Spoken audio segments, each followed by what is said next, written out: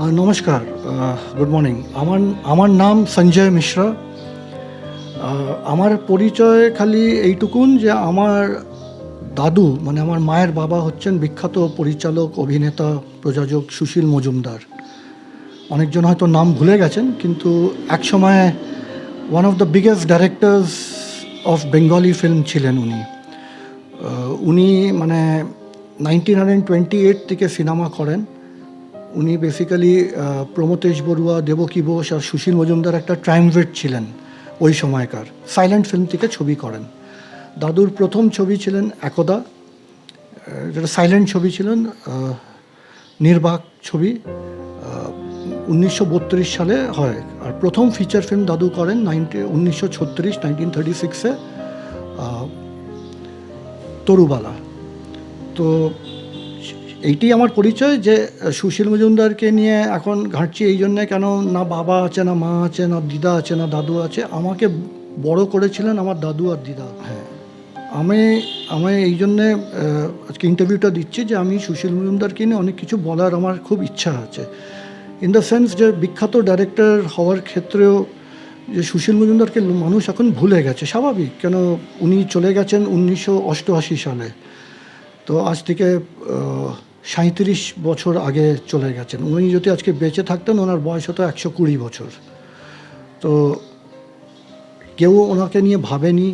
তখন আমরাই ভাবলাম যে না, এত বছর আমিও চাকরি করেছি, আমারও দোষটা আমাদেরই, কি আমরাও ওনাকে নিয়ে ভাবিনি, করিনি।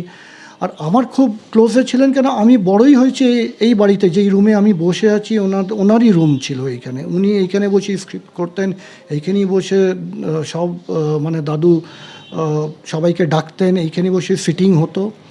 তো এটা বিখ্যাত বাড়ি এইটে। তো এই রুমটা ওই জন্যে পুরো মিউজিয়ামের মতন আমি ডেডিকেট করেছি এই রুমটা। তো ওনাকে নিয়ে এই জন্যে ভাবছি যে সত্যি তো, মানে এত বছর হয়ে গেছে, সুশীল মজুমদারকে লোক নিশ্চয়ই ভুলে গেছে, কিন্তু ওনার ছবি কি লোক ভুলে গেছে?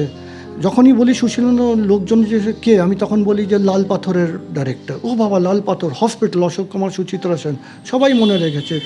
উনি 36খানা ছবি করেছেন অ্যাজ এ ফিল্ম ডিরেক্টর, তার ভেতরে 34খানা জুবিলি। এখন যদি নাম করতে চাই ছবির নাম হচ্ছে রিক্তা, যেটা গোল্ড মেডেল পাওয়া, দিগ্ভ্রান্ত, টটিনির বিচার, প্রতিশোধ, তারপরে ভাঙা, রাত্রির তপস্যা, শুভরাত্রি, পুষ্পধনু, মনের ময়ূর, সুখসারি, লাল পাথর তো বটেই, হিন্দি বাংলা দুটোই, হসপিটাল। কানন দেবীর সাথে একটা সুপারহিট ছবি করেছিলেন যোগাযোগ 1943 সালে। তো ছবি তো অনেক করেছেন, কিন্তু কত মানুষ নামটা মনে রেখেছেন? তো আমার খুব চেষ্টা হচ্ছে যে সুশীল মজুমদারকে নিয়ে লোক একটু জানুক, সুশীল মজুমদার কে ছিলেন, কত বড় ব্যক্তিত্ব ছিলেন। কেননা উনি তো পার্ট অফ দ্য হিস্ট্রি, আমাদের বেঙ্গলি ফিল্ম হিস্ট্রিতে তো উনি একটা পার্ট, বিশেষ পার্ট। যে সুশীল মজুমদার যখন কাজ করে তখন মানে উনি প্রমথেশ বড়ুয়া, দেবকী কুমার বোস, ওনার পরে অনেকজন আসেন, বিমল রায়, ফণি দাদু, ফণি মজুমদার, এরা সব ওনার পরে আসেন। কিন্তু উনি তো অনেক সিনিয়র, মানে সত্যজিৎবাবু তো অনেক পরে আসেন। তো আমরা কি বাঙালিরা কি এই সব ডাইরেক্টরসদের কথা কি ভুলে গেছি, বা আমরা হিস্ট্রিটা ভুলে যাচ্ছি? তো ওই জন্যে ওনাকে নিয়ে একটু আমি পড়াশোনা করে ওনার চেষ্টা করছি যে ওনার একটু মান সম্মান, আমরা বাঙালি যে এত নিউ ডাইরেক্টরস, নিউ অ্যাক্টার্স আছে, ওরা একটু জানুক সুশীল মজুমদার কী বড় মানুষ ছিলেন। সেই আমার ইচ্ছা যে আমার এই ইন্টারভিউর জন্য অ্যাটলিস্ট লোকেরা একটু ওনার সম্বন্ধে ভাবুক, দেখুক, একটু মানে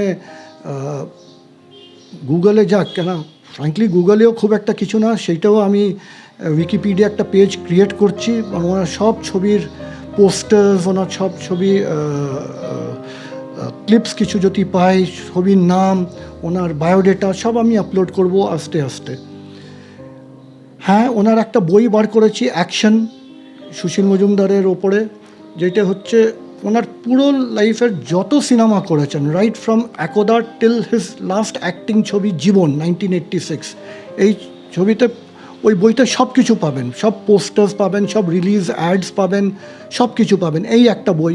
আরেকটা বই বার করছি, ওনার বায়োগ্রাফিটা বার করছি। লাকিলি উনি নিজে অনেক কিছু লিখে গেছিলেন, সেইটা আমার কাছে আছে, সেইটা আমি বার করব অ্যাজ ইট ইজ। কেন ওইটা বোধহয় ইনকমপ্লিট বায়োডাটা, কিন্তু আমরা কমপ্লিটও করতে চাইছি না। হ্যাঁ, কিছু কিছু আমার অভিজ্ঞতা, কিছু কিছু ওনার সাথে থাকার জন্য, আমি ওনার সাথে 23 বছর আমার বয়স অবধি আমি ওনার সাথে জীবন কাটিয়েছি। তো আমার নিশ্চয়ই অনেক শুটিং এক্সপিরিয়েন্স আছে, ওই বইতে সব কিছু পাবেন। প্লাস ওনার একটা ডকুমেন্টারি করা হয়েছে, Sushil Majumdar, the doyen's journey through time. It is directed by national award winning director Indranil Sarkar. ছবিটাকে খুবই ভালো রেসপন্স, ইন দ্য সেন্স অনেক সিলেক্টেড আমরা ফেস্টিভ্যালে পাঠিয়েছিলাম, যা ফেস্টিভ্যালে পাঠিয়েছিলাম সব ছবিতে বেস্ট ডকুমেন্টারি পেয়েছিলাম। এই মাত্র কানস ক্রিয়েটার্স কন্টেন্টে পাঠানো হয়েছে, and by blessings of Sushil Majumdar, by blessings of God, যে ওই ছবিটাকে নেওয়া হয়েছিল, অফিসিয়ালি সিলেক্ট করা হয়েছিল, প্লাস সেকেন্ড রানার্স আপ পেয়েছি কানসে। তো আমার উদ্দেশ্য ছিল যে অ্যাওয়ার্ড যদি নাও পাই, অ্যাটলিস্ট সিলেক্ট হয়ে কানসের মানুষগুলো দেখুক, ওয়ার্ল্ড সিনেমা দেখুক যে সুশীল মজুমদার কে ছিলেন। কেন সুশীল মজুমদারকে জানা বিশেষ দরকার। আপনারা সত্যজিৎ বাবুকে নিয়ে নিশ্চয়ই আপনারা ঘাটবেন, কেননা উনি বড় মানুষ ছিলেন, কিন্তু সুশীল মজুমদারের সাথেও সত্যজিৎ রায়ের সাথেও সুশীল মজুমদার কাজ করেছেন চিড়িয়াখানাতে। প্লাস একটা সত্যজিৎবাবু একটা নাটক করেছিলেন, রেডিও নাটক ফেলুদাকে নিয়ে, বাক্স রহস্য, সেইখানেও সুশীল মজুমদার করেছিলেন সিধু জেঠুর রোলে, সিধু জ্যাঠার রোলে।